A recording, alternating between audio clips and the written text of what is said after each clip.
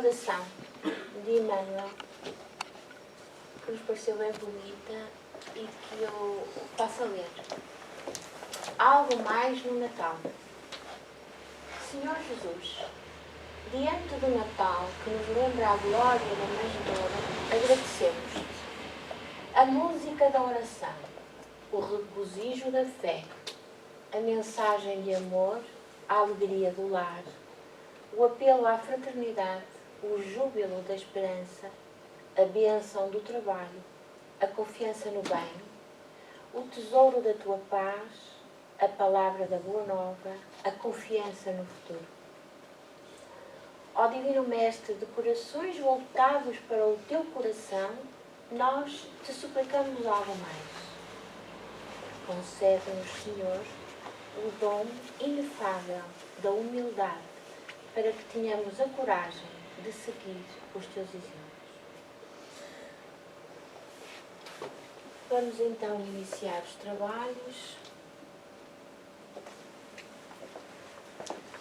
e vamos começar por ler uma mensagem do livro Fonte Viva,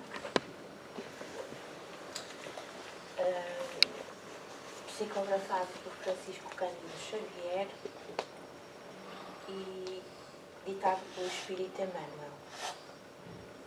E chama-se Estendamos o Bem.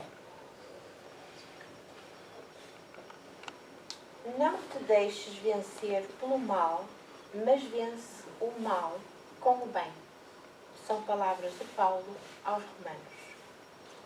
E Emmanuel comenta: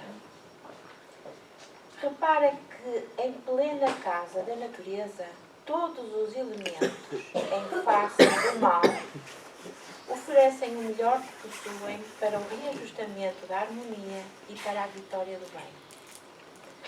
Quando o temporal parece haver destruído toda a paisagem, congregam-se as forças divinas da vida para a obra do refazimento.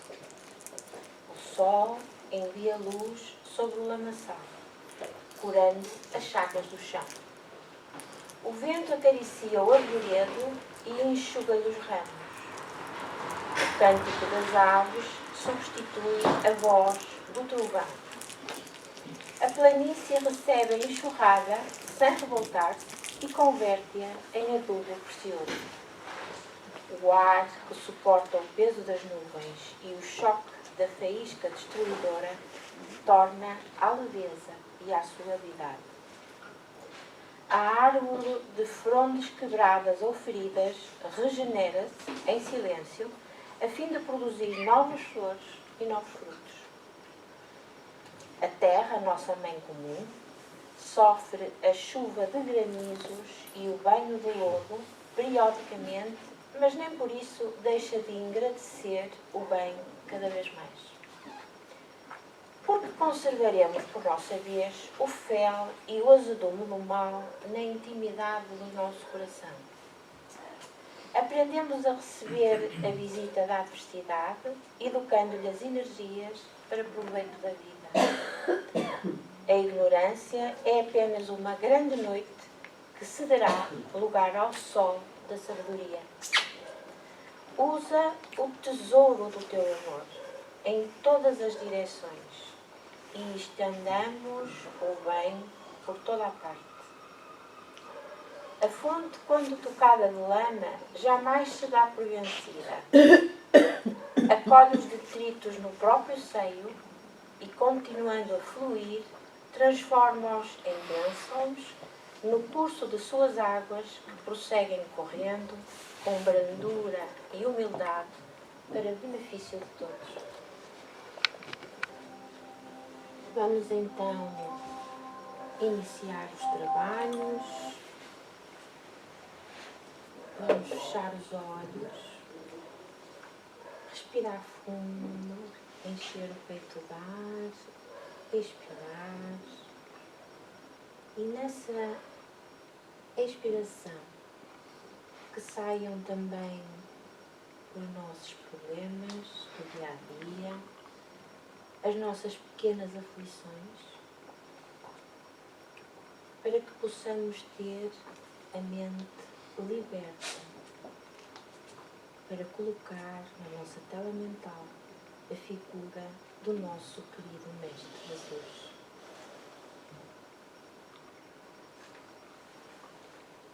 Agradecemos-te, Senhor, por podermos estar aqui juntos em Teu nome, para uma vez mais podermos estudar, compreender as Tuas mensagens de há 21 séculos e que ainda se mantêm tão atuais e que ainda são fonte de orientação e são o nosso modelo de dia a dia. Agradecemos-te, Deus Pai, pela vida, pela oportunidade desta reencarnação, para que saiamos cada vez mais conhecedores, cada vez melhores e com mais amor para dar. Nesta altura especial do ano, em que se celebra o nascimento de Jesus, pedimos-te em especial pela paz do mundo, pela harmonia entre os irmãos, pelo auxílio a todos os necessitados desta vida e da vida espiritual, a verdadeira vida. Intui-nos então, Senhor, Mestre querido, para que possamos compreender e ficarmos um pouquinho mais perto do caminho que nos ensinaste a seguir, para que possamos, junto ao Pai, evoluir cada vez mais como espíritos imortais que somos. Graças vos damos por tudo, Senhor. Fica conosco, hoje e todos os dias da nossa vida. Muito obrigada. Estamos no capítulo 28, ou seja, na coletânea de preces espíritas e no subcapítulo Preces por Outrem. E então hoje vamos ler e estudar a ação de graças pelo bem concedido aos nossos inimigos. É forte. E esta, pelos inimigos do Espiritismo. Portanto, preparados? Vamos lá. Ação de graças pelo bem concedido aos nossos inimigos. Eu vou começar por vos fazer uma pergunta. Já pensaram alguma vez nisto? Em rezar, orar pelos nossos inimigos? Muito bem. Muito bem. É porque este é que é o verdadeiro ato de caridade. Esta é que é a dita caridade sublime. Porque é fácil orar por quem gostamos, pelos nossos amigos, pelos nossos familiares, pelos nossos pais, pelos nossos filhos. Agora, orar pelos nossos inimigos, isso já significa que passamos por uma transformação interior bem grande. Se temos já essa capacidade de orar por aqueles que fizeram algo que nós não gostamos. Mas também nos ajuda a melhorar. Claro, com certeza. Mas para isso já é preciso ter essa predisposição, não é? Ter essa vontade. Eu não acho fácil. Mas se tu achas, ótimo, estás no bom caminho. Bom, então vamos lá começar. Como sabem, o Allan Kardec, na coletânea de preces espíritas, faz sempre um prefácio, onde faz um resumo de tudo aquilo que considera importante, que foi mensagens e orientações que lhe foram dadas pelos Espíritos, e depois, na segunda parte, faz uma prece. Não que na doutrina espírita se utilizem regras e utilizem preces pré-feitas, mas neste caso é para auxiliar, não é? Para ensinar e instruir aqueles que podem ter mais alguma dificuldade. Portanto, é apenas um modelo de inspiração. Então vamos lá ler o prefácio. Não desejar mal aos inimigos é ser apenas meio caridoso. Não desejar mal é só metade. A verdadeira caridade consiste em lhe desejarmos o bem e em nos sentirmos felizes com o bem que lhes acontece. Nós depois vamos desenvolver um pouco mais este aspecto, porque ele está no capítulo 12 do próprio Evangelho. Alguma coisa a dizer? Vamos continuar.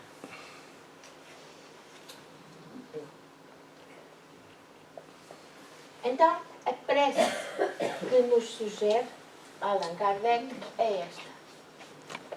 Meu Deus, entendeste em tua justiça encher de júbilo o coração de M.X. Entendeste em tua justiça encher de júbilo o coração de X. Agradeço-te por ele, não obstante o mal que me haja feito ou que procura fazer-me. Se desse benefício ele se aproveitasse para me humilhar, eu aceitaria isso como uma prova para a minha caridade. Portanto, isto realmente é o máximo já para nós, ainda no estado de desenvolvimento moral que temos, é uma prova dura.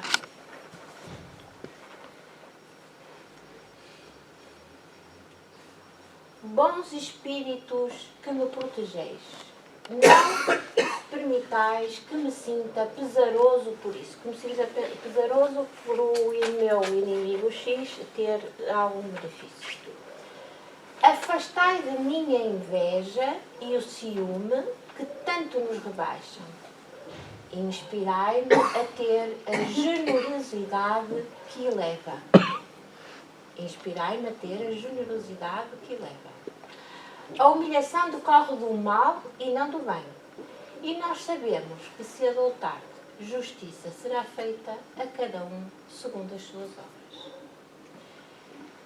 Chamava-vos a atenção porque, de facto, este conceito é um conceito importante na doutrina espírita. Portanto, nós sabemos, ao estudar a doutrina, que que teremos, digamos assim, aquilo que merecemos, aquilo que fizemos, não é?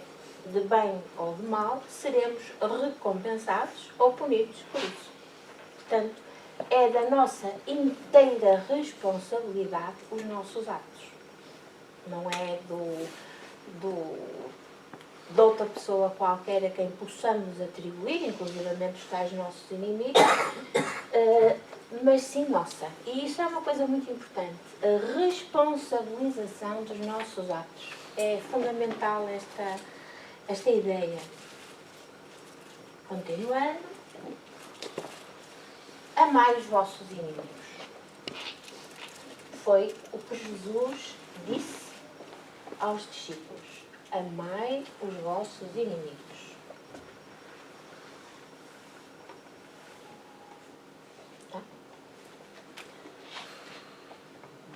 Esta máxima é o sublime da caridade cristã.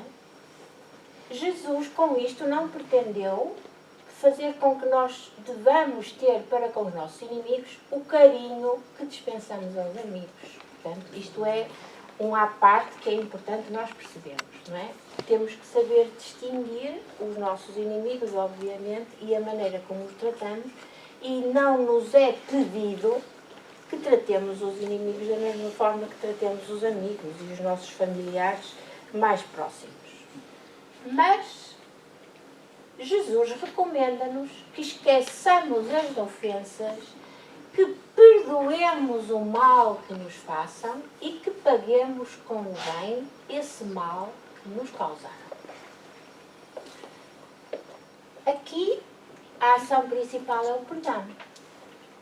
Portanto, nós temos que nos elevar ao ponto de conseguirmos perdoar, não é? E às vezes até, como veremos à frente, ser gratos por aquilo que nos fizeram, porque deram-nos a oportunidade de evoluirmos, não é?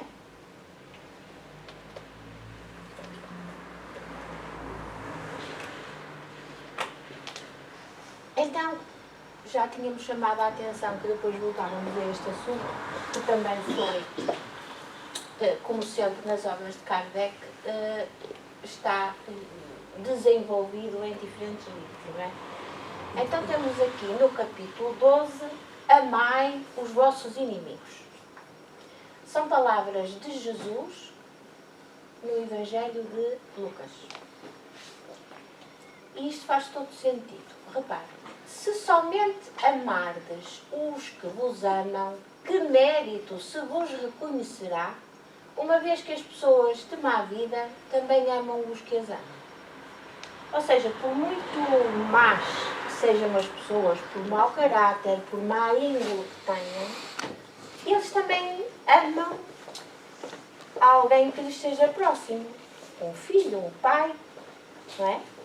Portanto, não há mérito nenhum em nós, que estamos aqui propostos a seguir um caminho de transformação íntima, um caminho de melhoria moral, amar aqueles que nos são próximos e que nos amam. Se fizerdes o bem somente aos que o fazem, que mérito se vos reconhecerá, dado que o mesmo faz a gente de má vida. Portanto, até as pessoas de má vida não são capazes de retribuir o bem que lhes fazem com o mal. Vamos continuar.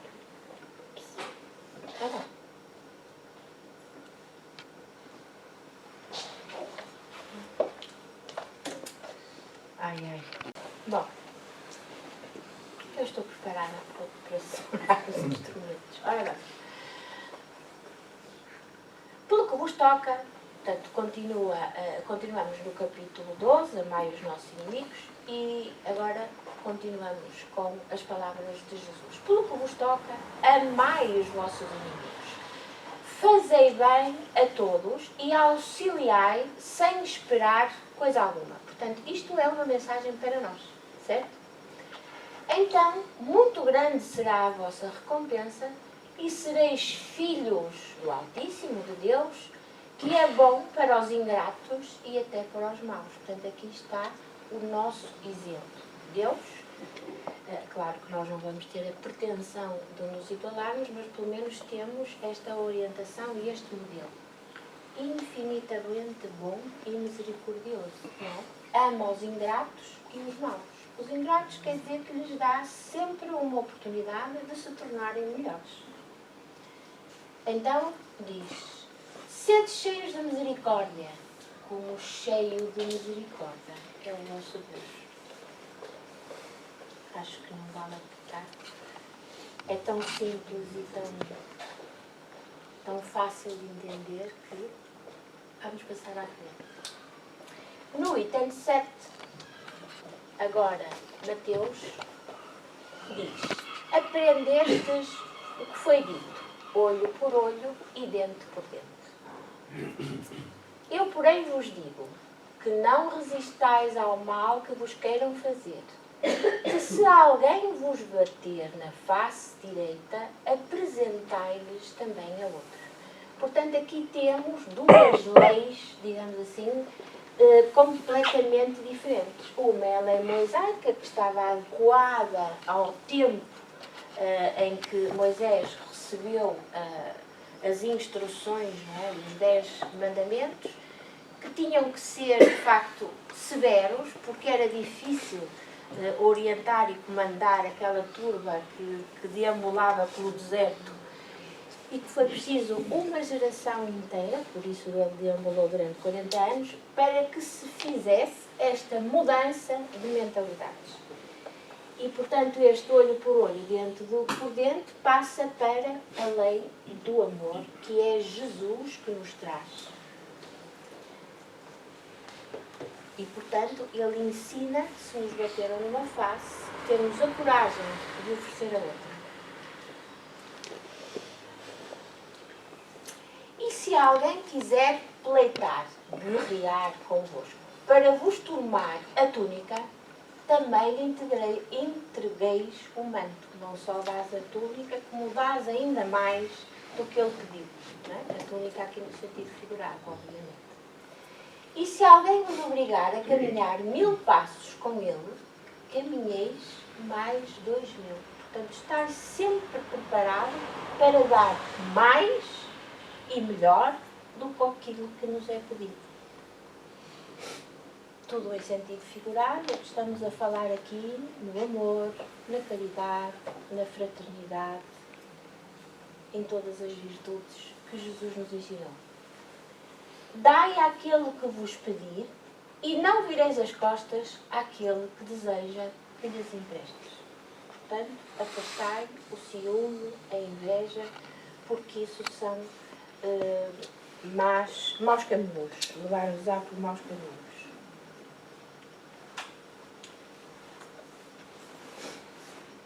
Pusemos aqui o Sermão da Montanha. O que é o Sermão da Montanha? Portanto, Jesus sobe ao cimo do monte para ensinar aos discípulos e a quem o quis ouvir os fundamentos, digamos assim, da doutrina que ele trazia, da Boa Nova. E Mateus,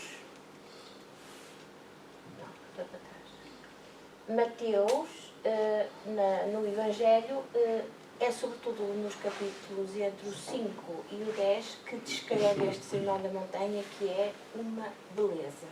Ler é uma delícia. Aconselho-vos a ler, quem ainda não leu, porque é de facto maravilhoso. E está lá concentrado, digamos assim, todas as mensagens de Jesus.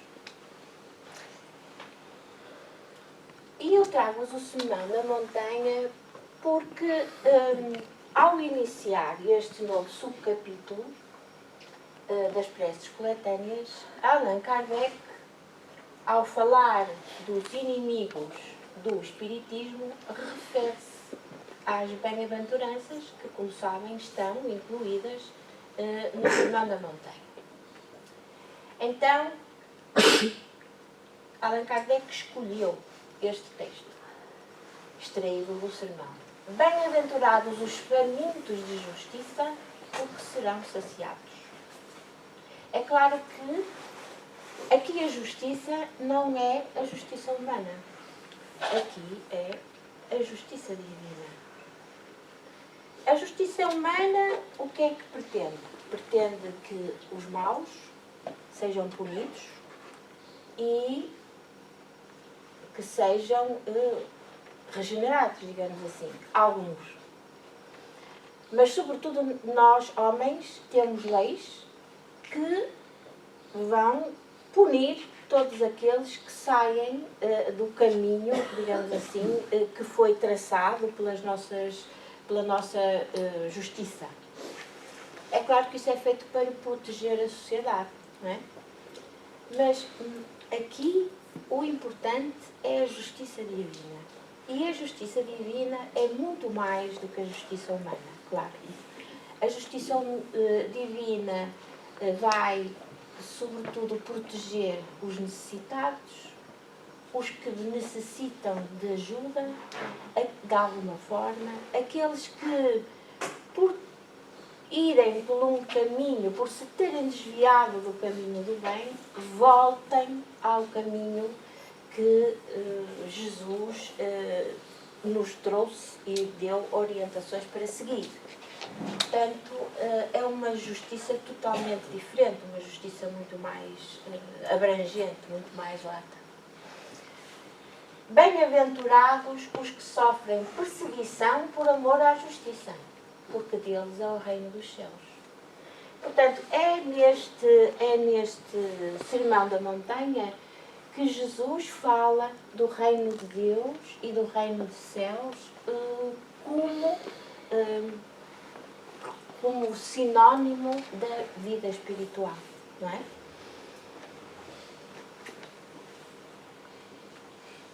Ditosos sereis quando os homens vos carregarem de maldições, vos perseguirem e falsamente disserem contra vós toda a espécie de mal por minha causa. Rejubilai-vos então, porque grande recompensa vos está reservada nos céus, pois assim perseguiram eles os profetas enviados antes de vós. Portanto, aqui está de facto, digamos assim, o resultado de todas a nossa capacidade de ultrapassar estas adversidades, o termos a coragem de nos afirmar com as nossas ideias, que são diferentes das ideias vigentes, digamos assim, ainda hoje são, não é? Se nós vimos aí alguém a falar no meio da rua e a fazer um discurso em que fala do bem e fala do amor ao próximo e fala da caridade, provavelmente chamam a polícia e dizem que o senhor precisa de ser internado, não é? Agora, se ele estiver a dizer barbaridades políticas, toda a gente aceita e diz, mais um. Portanto, vejam que realmente isto continua a ser muito atual, mesmo muito atual. Então, vamos continuar. Não temais os que matam o corpo, mas que não podem matar a alma. Não temais os que matam o corpo, mas que não podem matar a alma. Porquê é que não podem matar a alma? É imortal. Exatamente, porque a alma é imortal. Portanto, a nossa passagem aqui pela Terra é uma passagem transitória e nós estamos aqui, de facto, como dizemos sempre, para evoluir, para nos tornarmos melhores. Não há processos de retrocesso. Quem por acaso não tiver essa vontade de, nesta vida, evoluir positivamente, também não retrocede, mas para o seu desenvolvimento e na vida próxima vai ter que repetir tudo aquilo que deixou de fazer. E continua Jesus: temei, porém, aquele que pode perder a alma e corpo no inferno. Portanto, aquele que se deixa levar pelas trevas, pelo mal, não é? Pelo mau caminho. Então, agora sim, Allan Kardec começa o prefácio sobre os inimigos do espiritismo. E diz assim: de todas as liberdades, a mais inviolável é a de pensar, que abrange a da consciência. Portanto, pensamento e consciência. Lançar anátema a alguém sobre os que não pensam como ele é reclamar para si essa liberdade e negá-la aos outros. É violar o primeiro mandamento de Jesus, a caridade e o amor do próximo. Portanto, de facto, o nosso pensamento é livre. Até ver, vamos continuar assim. Portanto, podemos pensar aquilo que quisermos e a nossa consciência leva-nos para aquilo que nós entendemos que seja certo, não é? é a centelha de Deus que está dentro de nós. É aquela vozinha que diz, não vais por aí, não faças aquilo, estás aí para o lado errado. E nós depois ficamos assim, faço, não faço, vou por aqui, não vou. Não, vou ouvir a voz da minha consciência. Que muitas vezes não é o caminho mais fácil, não é? Não é. Mas se nós estivermos atentos, é sempre o melhor caminho a seguir. O anátema já toda a gente sabe o que é, portanto é expulsar alguém de uma religião, de uma determinada forma de pensar. E, portanto, vejam aqui também lançar anátema a alguém sobre os que não pensam como ele, reclamar para si essa liberdade. Quer dizer, os outros não podem pensar, mas eu posso. É violar o primeiro mandamento de Jesus, a caridade e o amor ao próximo.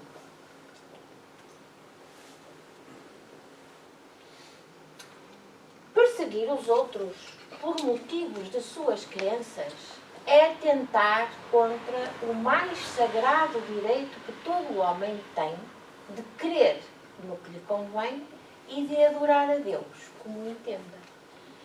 Convém não é aqui uma palavra que aprecia, não está muito bem aqui porque nós atribuímos outro significado à palavra convém, já com um bocadinho de interesse. E aqui não é o interesse pessoal que conta, é aquilo que nos faz falta, é aquilo que nós precisamos. Portanto, perseguir os outros por motivo das suas crenças. Isso. Mas ainda existe, ou não? Claro. Constrangê-los a atos exteriores semelhantes aos nossos é mostrarmos que damos mais valor à forma do que ao fundo, do que ao conteúdo, do que à mensagem. Valorizamos mais as aparências do que a convicção. E não é que nós continuamos a fazer isto 21 séculos depois? Nunca a abjuração forçada deu a quem quer que fosse a fé. Portanto, obrigar as pessoas a ter determinados comportamentos religiosos não é isso que vai trazer a fé. Apenas pode trazer hipocrisias, claro, como é óbvio. Quem é forçado a seguir determinada área, essa culpa não é minha. É do navio. Mas isto existe, continuamos a saber isto, a ouvir isto todos os dias. É um abuso da força material que não prova a verdade. A verdade é senhora de si. Convence e não persegue, porque não precisa de perseguir. Portanto, quando a pessoa realmente sente que é verdade, ela impõe-se, desde que nós estejamos com a nossa mente aberta para receber novas ideias. Porque nem sempre isso acontece. Quando eu digo nós, é a humanidade, não é nós aqui. O espiritismo é uma opinião, uma crença. Se fosse uma religião, porque senão teria a liberdade de se dizer espírita como se tenha de dizer-se católico, protestante ou judeu, adepto de tal ou qual doutrina filosófica, de tal ou qual sistema económico. Ora bem, não se esqueçam que Allan Kardec estava numa época em que o espiritismo tomava forma, não é? O espiritismo estava em pleno desenvolvimento, no seu início. Era uma doutrina nova, que vinha abalar todos os sistemas que naquela altura na sociedade eram os sistemas vigentes. Portanto, isto é uma altura específica, em que era discutido na Academia de Ciências o que é que o espiritismo, se era verdade, se eram charlatães, se não eram, portanto, e Allan Kardec teve que aplicar à doutrina espírita métodos científicos para comprovar aos senhores doutores da ciência daquela época que, de facto, os espíritos existiam e que isto era uma doutrina realmente muito séria e que perduraria e se desenvolveria ao longo dos séculos. Era aquilo a que Jesus prometeu como a vinda do Consolador.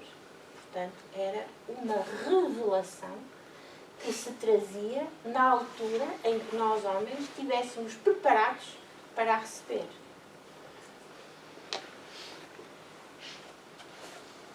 E continua Kardec. Portanto, ele fala da criança. Oh, valha-me Deus. Esta criança, portanto, no Espiritismo, é falsa ou é verdadeira? Se é falsa, cairá por si mesma, visto que o erro não pode prevalecer contra a verdade. Quando se faz uso nas inteligências, portanto, quando o homem começa a desenvolver-se intelectualmente e começa a pôr em causa a lógica destas explicações, é claro que é o tal iluminar da inteligência. Se é verdadeira, não haverá perseguição que a torne falsa. Por muito perseguida que seja, ela continua a existir. A perseguição é o batismo de toda a ideia nova, grande e justa, e cresce com a magnitude e a importância da ideia. É claro que, reparem, isto também aconteceu no tempo de Jesus, não é? Quando Jesus começa a falar de uma maneira completamente diferente de até aí, e começa a falar da Boa Nova, trazendo uma mensagem de amor, de fraternidade, de desligamento dos bens materiais. Imaginem o que é dizer isto a pessoas cuja imagem, cuja aparência se baseia exatamente nos bens materiais, como era o caso dos nossos fariseus, não é?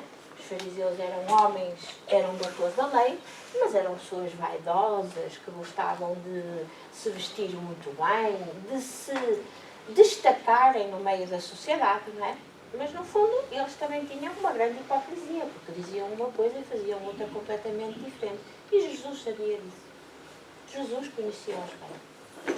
Por isso, quando vem alguém que abala esta estrutura solidamente edificada na sociedade da época, obviamente que tinha que se arranjar forma de calar este homem que vinha trazer uma verdade completamente diferente e que os podia prejudicar bastante. Portanto, daí todas as ideias novas, de uma maneira geral, serem perseguidas, porque vão avalar o sistema que está instituído. E quanto mais avalar o sistema, maior número de indivíduos recruta para combaterem, não é? Essa ideia nova. O furor e o desabrimento dos seus inimigos, estamos a falar do espiritismo, são proporcionais ao tumor que ela lhes inspira, claro, não é? Quanto mais eles virem a sua vida em risco do ponto de vista económico. Bom, vamos lá, continuar. Passou o tempo das perseguições sangrentas, é exato. Contudo, se já não matam o corpo, torturam a alma. Atacam-na até nos seus mais íntimos sentimentos, nas suas mais caras afeições. Depois faz referência aqui ao capítulo 13, que falaremos mais à frente. Tal a razão, porque o cristianismo foi perseguido outrora e que o espiritismo é hoje, com a diferença de que aquele o foi pelos pagãos, enquanto que o segundo, o espiritismo, o é pelos cristãos. Lança-se a desunião nas famílias, excita-se a mãe contra a filha, a mulher contra o marido, investe-se mesmo contra o corpo, agravando-se-lhe as necessidades materiais, tirando-se-lhe o ganha-pão para reduzir pela fome o credo.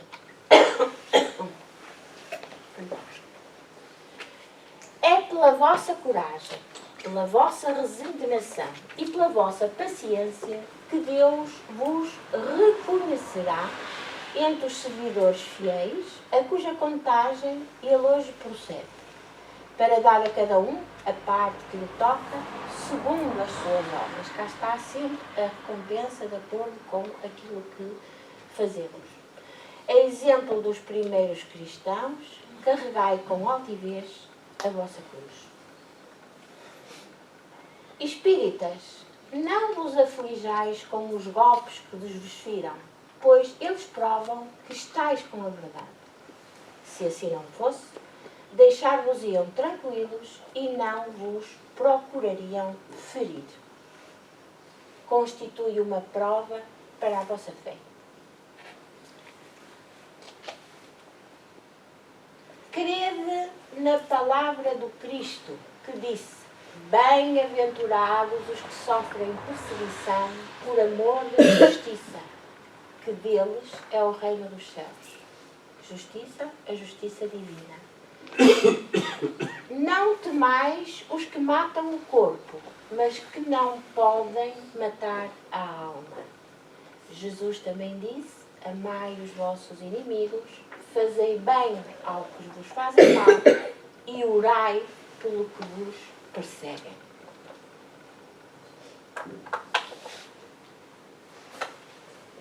Mostrai que sois seus verdadeiros discípulos e que a vossa doutrina é boa, fazendo o que ele disse e fez. Ele, Jesus. A perseguição pouco durará. Aguardai com paciência o romper da aurora, pois que já rotila no horizonte a estrela d'alva. Isto é uma figura de estilo, claro que é bonito, são bonitas estas palavras, mas quer dizer de facto que já não falta muito tempo para que o Espiritismo se possa divulgar livremente, já se adivinha o romper do dia, da aurora, pois que já brilha no céu a estrela da manhã, como todos sabem é uma estrela, mas é um planeta, é Vênus. Agora, eu gostava que refletissem sobre este aspecto. Porquê que Allan Kardec, e nada disto é por acaso, introduz neste item, não é, as bem-aventuranças? Porquê é que ele vai buscar textos que retira do Sermão da Montanha? Já pensaram nisto? Porque, de facto, o Espiritismo vem completar, vem elucidar as palavras de Jesus. Não é? Vem agora traduzir de uma forma mais, digamos que mais inteligível para os homens, que já temos outro desenvolvimento intelectual para entender as palavras, as mensagens de Jesus. E, portanto, este é o tal Consolador prometido, a terceira revelação. Não é? Por isso é que compara e tem esta necessidade de ir buscar as palavras do próprio Jesus. Continuando. Então, no capítulo 13, no item 9 do mesmo livro que estamos a estudar, não vim trazer a paz, mas a divisão. E são palavras de Jesus, segundo Mateus. Não penseis que eu tenha vindo trazer paz à terra. Não vim trazer a paz, mas a espada. Porquanto vim separar de seu filho, de seu pai, o filho, de sua mãe, a filha, de sua sogra, a nora. E o homem terá por inimigos os de sua própria casa. Quer dizer, isto até parece que são palavras de guerra, não é? De incentivo à guerra. Ora, conhecendo nós a figura de Jesus, achamos isto completamente impossível, impensável. Um homem tão doce, tão meigo, não é? Tão amoroso, como é que ele vinha agora dizer isto? Isto é só uma figura, é uma alegoria para dizer que traz uma nova mensagem e que essa mensagem, ele sabe, à partida, que vai criar alguma desunião e porque alguns acreditam e seguem e outros não acreditam porque ainda não chegou o momento de o fazerem. Não ponhais a candeia debaixo do alqueire, isto já é o capítulo 24, e o item é coragem da fé. São palavras de Jesus, segundo Mateus, e vamos ler. Aquele que me confessar e que me reconhecer diante dos homens, eu também o reconhecerei e confessarei diante meu Pai que está nos céus. E aquele que me renegar diante dos homens, também eu renegarei diante do meu Pai que está nos céus. Portanto, quer dizer, aquele que tiver a coragem de se assumir com todas estas qualidades, com todas estas virtudes, não é? Uma pessoa que seja humilde e que se manifesta assim, dessa forma, humilde, caridoso, preocupado com os outros, mais preocupado com os outros até que consigo próprio, que consegue fazer o bem, não é?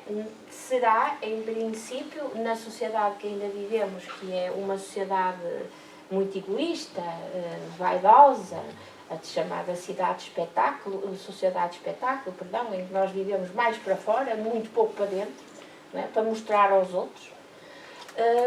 De facto, é preciso ser corajoso para ter umas ideias tão contrárias àquelas que hoje se podem ver em todo lado.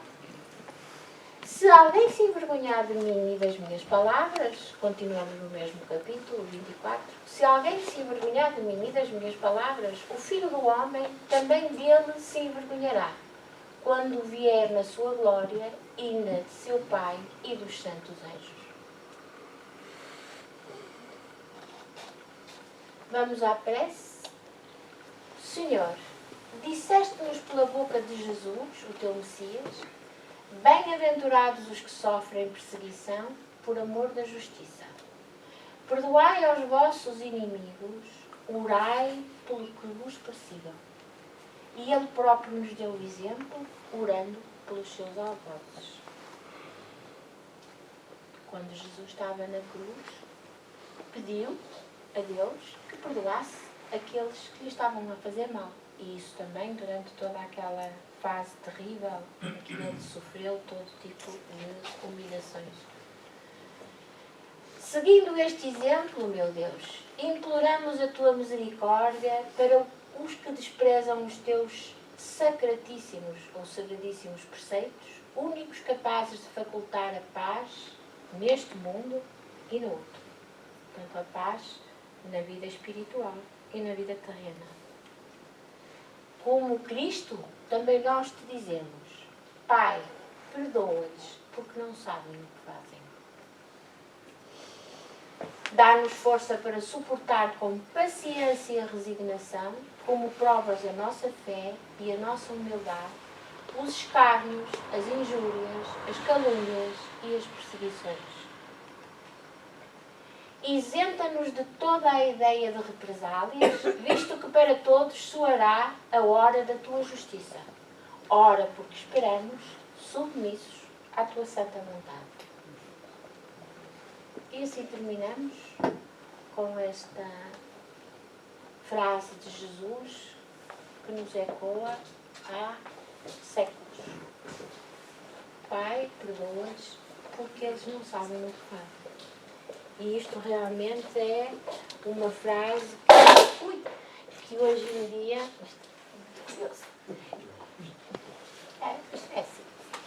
que hoje em dia nós interpretamos de outra maneira já completamente diferente, não é?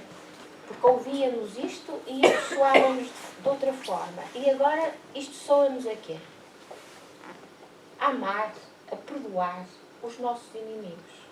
É um grande desafio. Um grande desafio que vos deixo aqui para que reflitam durante a semana. E no próximo mês. E sobretudo nesta altura de Natal.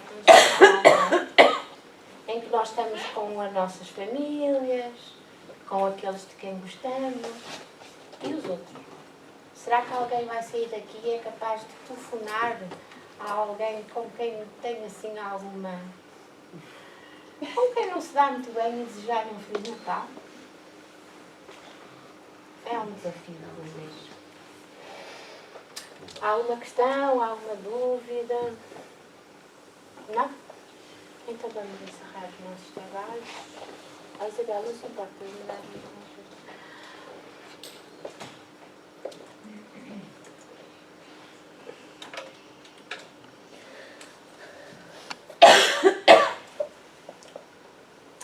Vamos então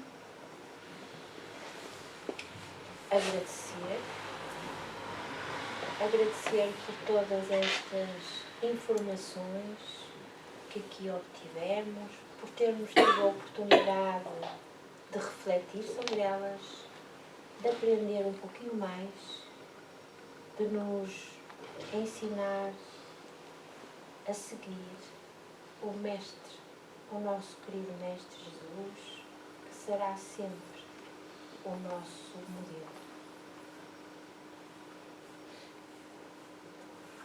Muito vos agradecemos, Senhor, Mestre querido, por tudo aquilo que tens feito por nós, por todas as bênçãos que temos recebido. E pedimos-te, Senhor, uma vez mais, que abençoes os nossos lares, as nossas famílias, os nossos amigos e também aqueles que nos querem menos bem, aqueles com que nós temos algumas incompatibilidades. Abençoa-os e dá-nos essa capacidade de lhes perdoar todas as faltas cometidas, tudo aquilo que nós pensamos que nos possam ter feito de menos bem. Aproveitamos também este momento em que os céus se preparam para celebrar um momento único, o nascimento de Jesus, para pedir pelas nossas crianças, sobretudo por aquelas que estão doentes, que foram abandonadas, que se sentem abandonadas, que necessitam de amor, de carinho, para que possam desenvolver-se de acordo com o teu modelo, Jesus. Pedimos também aos nossos queridos benfeitores para que sempre nos apoiem e intuam, para que nos protejam, para que protejam esta casa, que nos auxilia, que nos dá o abrigo, o consolo e o conhecimento. Fica connosco, Senhor, durante toda a semana e todos os dias da nossa vida. Muito obrigada.